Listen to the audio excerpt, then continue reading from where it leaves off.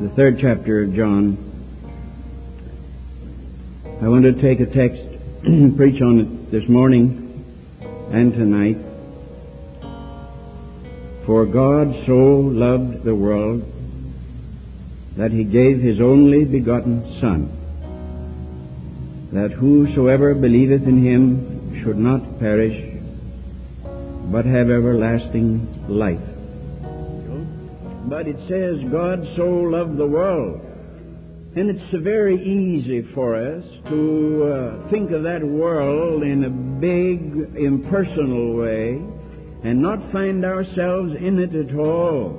But I should like to restate this text in personal terms. God so loved the world, and that means in personal terms that I mean something to God, that I matter to God, that God is emotionally concerned about me. Now that's what it means. Of course God loved the world. He loved that great mass of faceless humanity that, as far as history is concerned, had not the beginning of days nor end of life.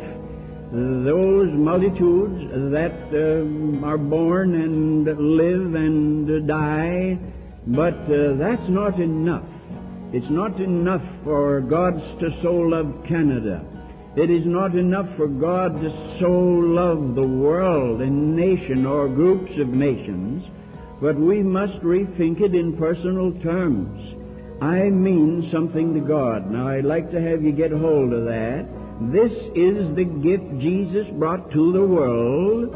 He brought to us the knowledge that we as individuals mean something to God, that we matter to God, that I matter to God. Let's personalize it, for the human heart is desperately wicked and deceitful above all things, and if you even allow the word we there, even the plural we, even if it could only be two, so strong is unbelief that very shortly I will be saying, well, God meant the other man, but didn't mean me. But I want you to personalize it to the singular and say that God is emotionally concerned about me, that I mean something, I have a value in the eyes of God, that I matter to Him, that God looks upon me individually, by myself, as though nobody else in the world existed, that I matter to God. You matter to God. So let's think about it like that.